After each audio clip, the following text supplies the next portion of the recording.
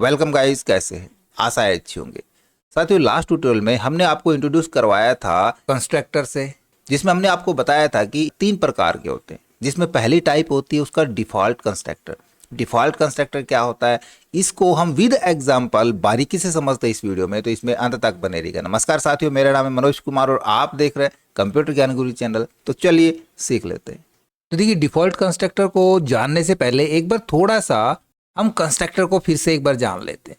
देखिए, कंस्ट्रक्टर क्या होते हैं? कंस्ट्रक्टर एक स्पेशल मेंबर फंक्शन होते हैं जिनका इस्तेमाल किसी ऑब्जेक्ट के अंदर किसी वेरिएबल की वैल्यू को इनिशियलाइज करने के लिए किया जाता है। और भाई, जो क्लास का नाम होता है वही कंस्ट्रक्टर का नाम होता है। और एक इसकी खासियत होती है कि जैसे ही क्लास का कोई ऑब्जेक्ट बनाया जाता है तो कंस्ट्रक्टर ऑटोमेटिकली खुद ब खुद कॉल हो जाता है। और भाई, कंस्ट्रक्टर में कोई भी रिटर्न टाइप नहीं होता, कोई आर्गुमेंट नहीं होता, कंस्ट्रक्टर को इनहेरिटेट नहीं किया जा सकता और कंस्ट्रक्टर को हमेशा पब्लिक सेक्शन में ही डिफाइन किया जाता है।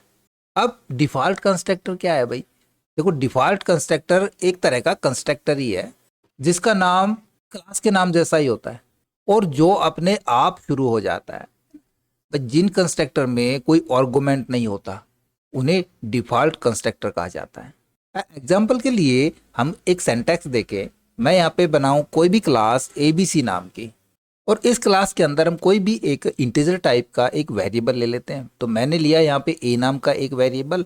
अब इसके पब्लिक सेक्शन में हमें सिर्फ कंस्ट्रक्टर बनाना है। देखो, हम कंस्ट्रक्टर सीख रहे हैं तो हम ज़्यादा कुछ नहीं करेंगे, सिर्फ हम कंस्ट्रक्टर ही बनाएंगे।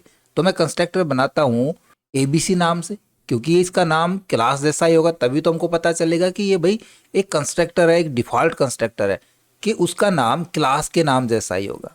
तो इसका नाम ABC और इसका आर्गुमेंट कुछ नहीं होगा, हम इसको यहाँ पे खाली छोड़ देंगे। तो इसको हम सीधा ABC ब्रैकेट स्टार्ट और ब्रैकेट क्लोज के साथ छोड़ देते हैं। ये हो जाएगा डिफॉल्ट कंस्ट्रक्टर। और अपनी मर्जी से आप इसमें कोई भी वैल्यू असाइन कर सकते हैं। जैसे हम यहाँ पे दे दें A = 10, तो मैंने, आप कोई भी वैल्यू दे सकते हैं, मैंने यहाँ पे 10 इनिशियलाइज कर दिया। तो यहाँ पर ABC एक डिफॉल्ट कंस्ट्रक्टर होगा और ये डिफॉल्ट कंस्ट्रक्टर हमारे A वेरिएबल को 10 से इनिशियलाइज कर रहा होगा। जैसे यहाँ पे देखा कि हमने इसको क्लास के अंदर ही डिफाइन कर दिया है ना, इसको क्लास के बाहर भी डिफाइन कर सकते हैं। उसके लिए सिंपली हम क्लास के अंदर तो पब्लिक सेक्शन बनाएंगे और वहाँ पे कंस्ट्रक्टर बना देंगे ABC ब्रैकेट स्टार्ट क्लोज, हमने कंस्ट्रक्टर बना दिया और क्लास के बाहर हम उसको डिफाइन करेंगे। तो देखिए, इसका कोई भी रिटर्न टाइप नहीं होता है, तो इसके लिए हम यहाँ पे वॉइड नहीं लिखेंगे, हम डायरेक्ट लिखेंगे क्लास का name ABC, scope resolution operator का इस्तेमाल करेंगे और कंस्ट्रक्टर को कॉल करा लेंगे ABC ब्रैकेट स्टार्ट क्लोज। और इसके अंदर हम इनिशियलाइज करा देते हैं A वेरिएबल के अंदर 10 वैल्यू।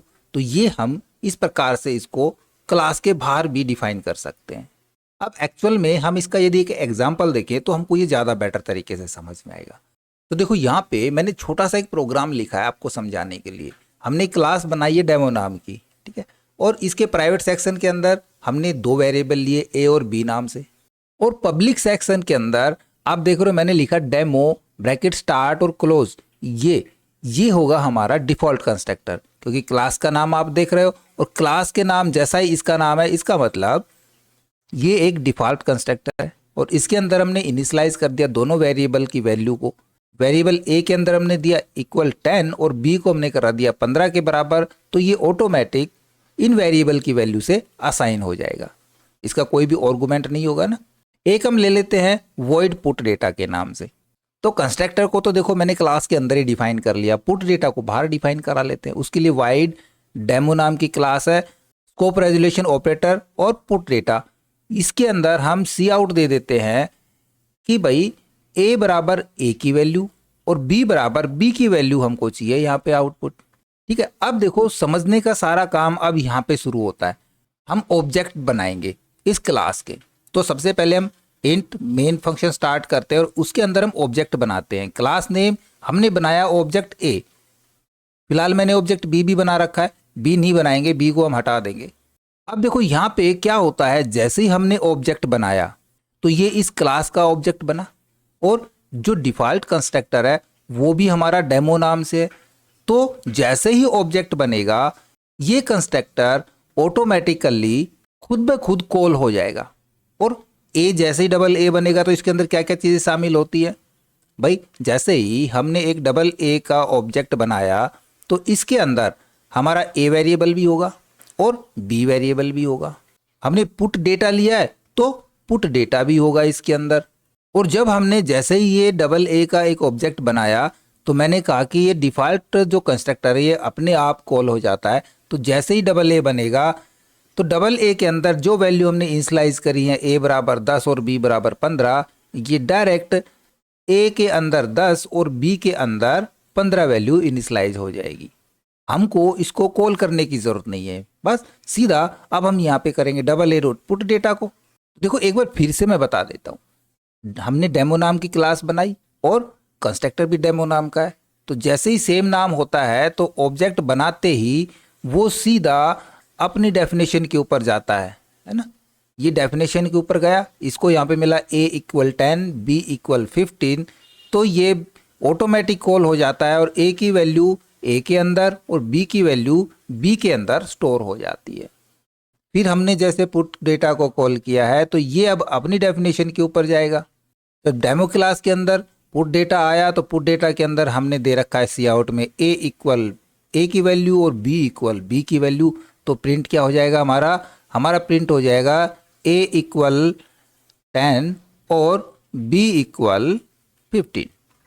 बस रिटर्न 0 करा लेंगे, प्रोग्राम एग्जीक्यूट सक्सेसफुली। तो एक बार हम इसको रन भी करा के देख लेते हैं। उसके लिए पहले तो मैं यहाँ से b को हटा देता हूँ, ठीक है। हमने सिर्फ एक a नाम का एक ऑब्जेक्ट बनाया, यही रखेंगे। सेव करा लेते प्रोग्राम को, रन एंड बिल्ड पे क्लिक करा लेंगे। तो देखोगे आप जैसे हमने रन किया तो सीधा हमारा क्या आंसर आ रहा है a = 10 और b = 15। इसी प्रकार से हम नेक्स्ट वीडियो में समझेंगे कि पैरामीटराइज कंस्ट्रक्टर क्या होते हैं।